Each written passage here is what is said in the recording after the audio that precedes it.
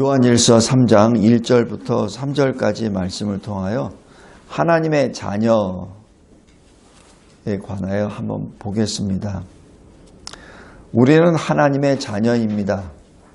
근데 우리가 무엇이 특별하기 때문에 하나님의 자녀가 된 것이 아니라 하나님이 우리를 택하셨고 하나님의 자녀로 삼아주셨기 때문에 그렇습니다. 그런데 이 세상에서의 하나님의 자녀들은 세상과 구별됩니다. 그래서 구별된 거룩한 존재, 성도, 교회라고 부릅니다. 세상은 우리를 알지 못합니다. 왜냐하면 세상은 하나님을 알지 못하기 때문입니다. 그런데 우리는 그 하나님의 사랑을 받은 자이기 때문에 그리스도 안에서 사랑하는 자들이라는 그러한 호칭을 받게 됩니다. 우리는 이 세상에 살면서 그리스도 밖에 있는 자들과 똑같이 지냅니다. 그러나 우리에게는 그들과 다른 것이 있는데 그것이 바로 소망입니다. 우리의 소망은 아직 나타나지는 않았지만 주님이 재림하실 때 우리가 호련히 영화의 모습으로 바뀌고 영광의 주님을 만나게 되고 그때 주님의 참모습 그대로 볼 것이기 때문에 그렇습니다. 세상 사람들은 재림을 두려워합니다. 종말을 무서워합니다. 그러나 우리는 종말을 소망하고 기다립니다. 그것이 정반대입니다. 왜냐하면 우리는 하나님을 알기 때문에 그렇습니다. 그러나 세상 사람들은 하나님을 알지 못하기 때문에 두려워하죠. 그래서 인간의 방법으로 어떻게 그 두려움을 해결할까 나름대로 많은 고민을 하고 시도를 하죠. 그러나 그 결국은 두려움입니다. 그리고 죽음입니다. 그래서 3절에 보면은 우리가 가진 이 소망은 늘 주님을 향하여 가진 소망이고 그리고 우리가 주님을 바라기 때문에 주님의 모습으로 살기를 원합니다.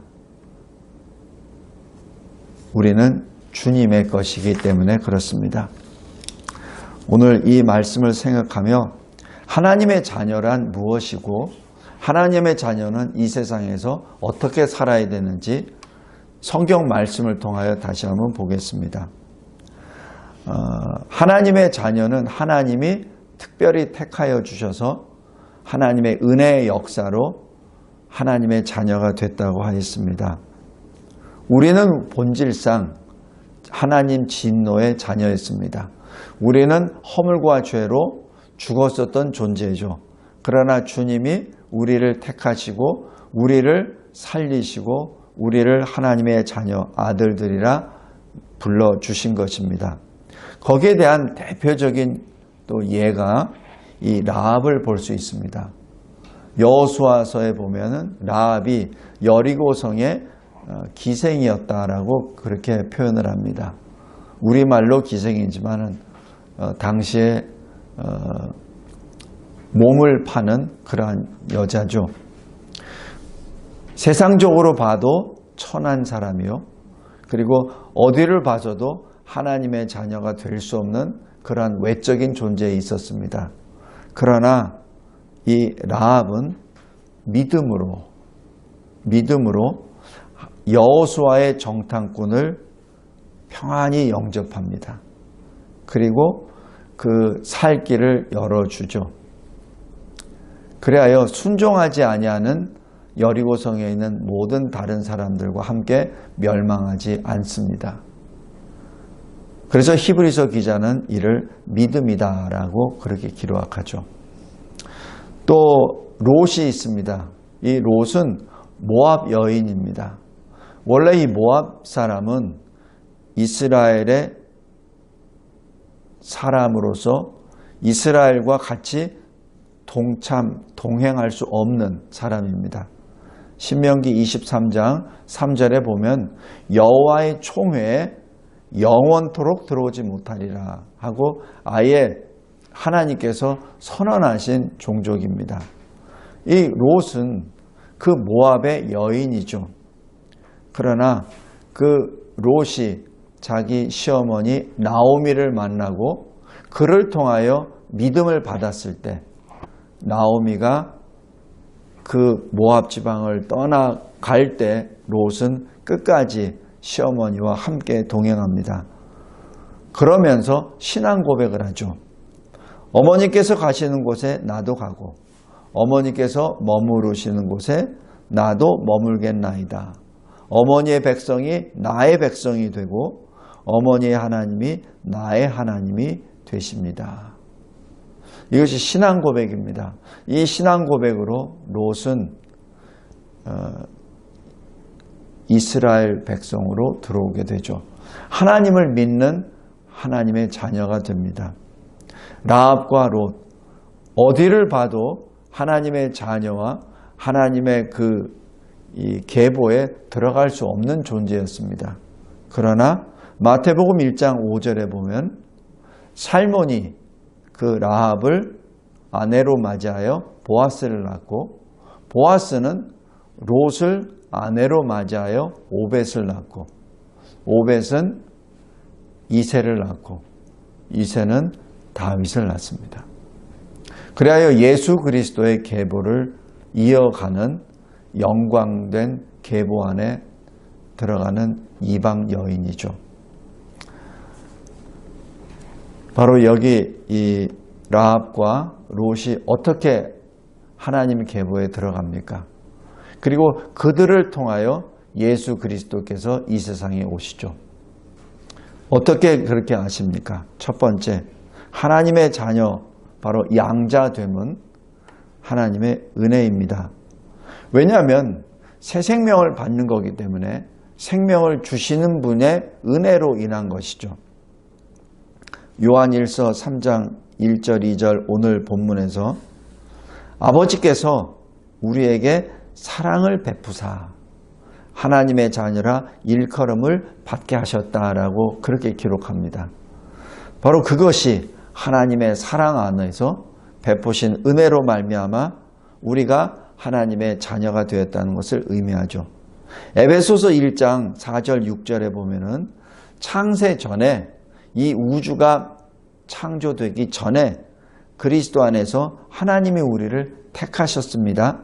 그 기쁘신 뜻대로 우리를 예정하셨습니다. 그리스도로 말미암아 자기의 아들들, 바로 하나님의 자녀들이 되게 하셨습니다. 왜냐하면 하나님이 사랑하시는 예수 그리스도 안에서 우리에게 거저 주신 하나님의 은혜였습니다. 그래서 하나님이 우리에게는 아버지가 되시고 우리는 하나님의 자녀가 되었습니다. 고린도후서 6장 18절입니다. 그런데 우리 하나님의 자녀들이 하나님으로부터 떨어져 나갔을 때, 하나님으로부터 멀어져 갔을 때 하나님께서는 내버려 두시지 아니하시고 우리를 다시 불러 모으십니다. 어떻게 불러 모으십니까? 먼저 이사야서 43장에 나와 있는 것처럼 우리를 붙잡고 있는 이 세상의 권세들에게 명령합니다. 북조가 내 자녀를 놓아라. 남조가 내 자녀들을 가두지 말라. 이렇게 명령하십니다. 그래서 내 아들들을 이곳에서 이끌며 내 딸들을 땅끝에서 오게 했다. 바로 하나님의 절대 주권의 역사가 여기서 선포가 됩니다.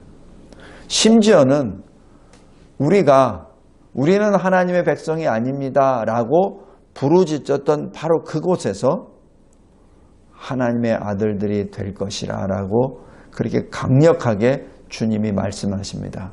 호세아서 1장 10절입니다. 우리 인간으로서는 상상할 수 없는 이야기죠. 바로 이것이 우리가 하나님 앞에 받은 은혜입니다. 우리가 저항할 수 없는, 그래서 신학적으로 불가항력적 은혜라고 합니다. 그 하나님의 은혜가 요한복음 6장 44절에 기록합니다. 요한복음 6장 44절 보겠습니다.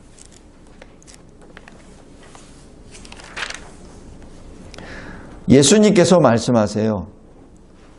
나를 보내신 아버지께서 이끌지 아니하시면 아무도 내게 올 수 없다. 바로 이 이끈다는 것은 우리의 선택 사항이 아닙니다. 하나님의 전능하심으로 붙잡아 이끌어 주신다는 얘기죠. 그러니까 하나님 아버지의 전능하심으로 우리를 예수께로 이끌지 아니하시면 아무도 주님께 올 수 없다는 얘기입니다. 그래서 우리가 예수를 구주로 고백한다는 자체가 우리가 고백하는 것이 아니라 실은 하나님 아버지께서 우리에게 주신 은혜의 역사입니다. 그래서 베드로 사도가 예수 그리스도 앞에 첫 신앙 고백했을 때 주는 살아계신 하나님의 아들이시오 그리스도이십니다 라고 고백한 것을 들으시고 주님이 하시는 말씀이 내가 진정 복받은 자다. 이는 혈육을 통해서 받은 것이 아니라 아버지께서 너에게 주신 것이다 라고 그렇게 말씀하십니다. 그래서 하나님의 자녀가 되면 첫 번째는 하나님의 은혜의 역사입니다. 두 번째, 우리가 하나님의 자녀됨은 믿음으로 말미암아 이루어집니다. 어떤 믿음? 예수 그리스도 믿음입니다. 요한복음 1장 12절에 하나님의 자녀가 되는 권세를 누구에게 주셨다고요? 그 이름을 믿는 자, 예수 그리스도를 영접하는 자, 그렇게 되어 있습니다. 그리고 이 믿음으로 말미암아 예수 안에서 하나님의 아들이 되었습니다. 갈라디아서 3장 26절부터 29절입니다. 바로 하나님의 아들이 된 자는 예수 안에서 하나가 된 자요. 바로 그리스도와 연합된 자요. 바로 연합되었기 때문에 그리스도의 것이요. 그리스도의 것이면 곧 아브라함의 자손입니다. 하늘나라의 기업을 유업으로 받을 자입니다라는 그 의미가 됩니다.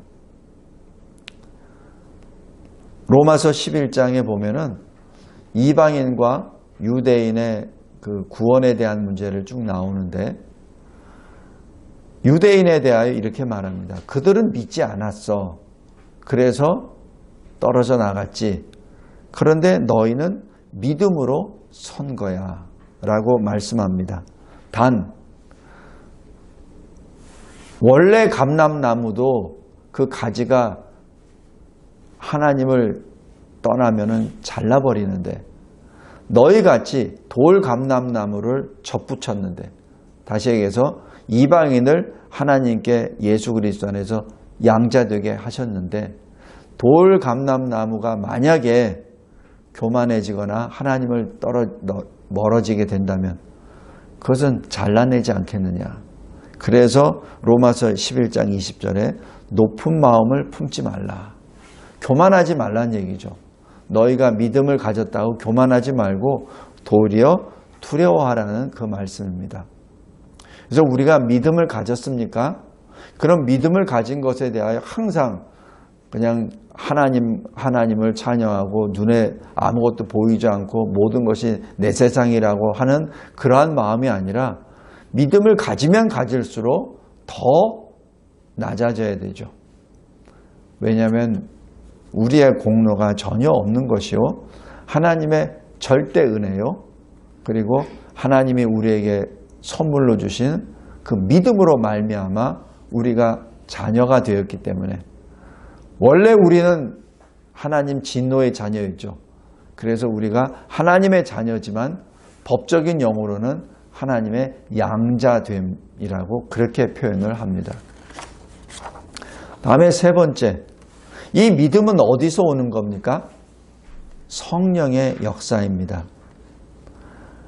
로마서 8장 14절부터 17절까지 보면 하나님의 영으로 인도함을 받은 사람이 하나님의 아들이라고 하였습니다. 그러니까 믿음으로 예수 믿음을 가진 자가 하나님의 아들이라고 됐죠. 그 믿음이 어디서 왔습니까? 하나님 아버지의 은혜로 받으셨죠. 근데 그 은혜의 구체적인 실제 그 은혜를 행하신 분이 누굽니까? 바로 성령 하나님이십니다. 그래서 양자의 영을 받아서 성령의 능력으로 우리가 양자의 영을 받았기에 하나님을 아버지라 부를 수 있게 된 것이죠. 그래서 성령이 직접 우리의 영과 함께 우리가 하나님의 자녀인 것을 증언하십니다. 우리가 하나님의 자녀요, 하나님의 상속자요, 그리스도와 함께한 상속자임을 성령께서 우리에게 증언하십니다. 어디에서? 우리 안에서. 우리 안에서 우리를 가르쳐 주시죠. 우리 안에서 예수 그리스도께서 가르쳐 주신 말씀을 생각나게 하여 주시고 또 우리가 이해하지 못하는 것을 성령께서 우리에게 가르쳐 주십니다. 그래서 갈라디아서 4장 4절 7절에서도 마찬가지 말씀하세요. 너희가 아들이다. 이는 하나님이 그의 아들의 영을 우리 마음 가운데 보내주셨다. 그 아들의 영이 누구시죠? 그리스도의 영 아닙니까? 바로 성령입니다. 그 성령으로 인하여 우리가 하나님을 아버지라 부르게 된 것이죠. 마지막 네 번째, 그러면 하나님의 자녀가 된 사람은 어떤 유익이 있습니까? 하나님의 뜻을 행할 수 있는 특권을 가집니다. 우리가 항상 기도할 때 하나님의 뜻대로 이루게 하소서 이렇게 얘기하면서 그 뜻이 만약에 고난이라면 우리가 사실 약간 멈칫멈칫하죠. 예수님의 영광의 모습, 똑같이 그 영광의 모습과 오버랩되는 것이 십자가 고난의 모습이죠. 우리가 그래서 하나님의 뜻대로 나를 사용하여 주소서라고 고백할 때 항상 한쪽이 좀 무겁게 받아들여지는 것이 고난입니다. 그런데 그 고난이 실은 우리의 특권입니다. 언뜻 보면은 우리의 본분, 우리의 의무로 보여지지만 그것은 의무나 본분이라기보다는 특권입니다. 요한일서 3장 9절에서 10절에 보면은 하나님으로부터 난 자는 죄를 짓지 아니합니다. 죄란 무엇이죠? 하나님으로부터 떨어져 나가는 것이죠. 그래서 우리가 지금 말하고 있는 죄에 대한 여러 가지 설명은 근원 이유가 하나님으로부터 떨어져 나갔기 때문에 생겨난 겁니다.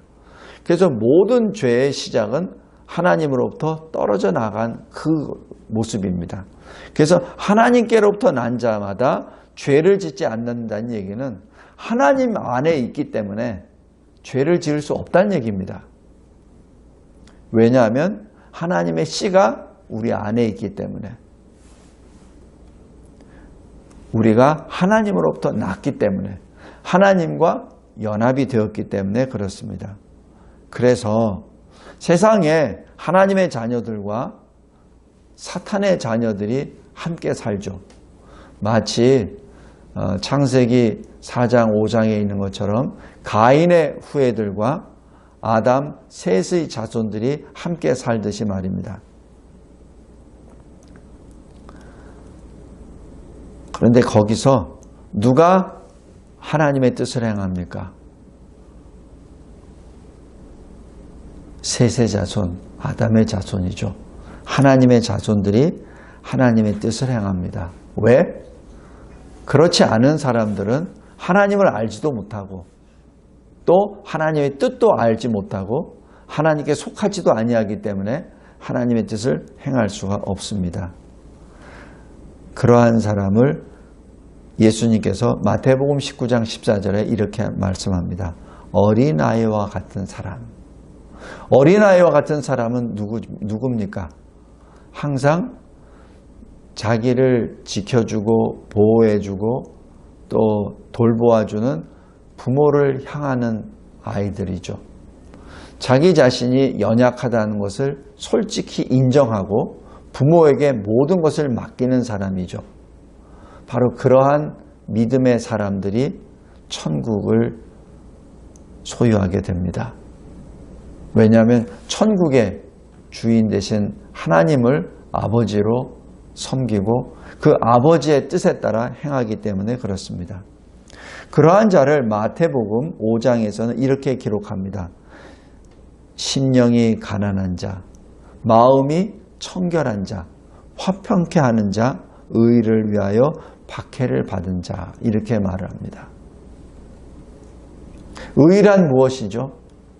예수 그리스도를 통하여 우리에게 주시는 하나님을 향하게 하는 하나님의 성품이죠. 그 의를 위하여 세상으로부터 도를 맞고 박해를 받는 자가 바로 천국의 소유자입니다. 하나님의 뜻은 어떻게 행합니까? 상속자이기 때문에 행합니다. 그래서 상속자이기에 주님과 같이 영광도 받고 고난도 받습니다. 예수를 믿는다는 것 때문에 이 세상에서는 어떤 영광보다는 고난을 더 많이 받죠. 그것은 우리의 삶뿐만 아니라 이미 성경 전체가 증언하고 있습니다. 그러나 그 길이 좁은 길이요 협착한 길, 좁은 문이라고 하면서 주님이 말씀하시죠. 그 좁은 문으로 들어서라. 그 협착한 길을 택하라라고 말씀합니다.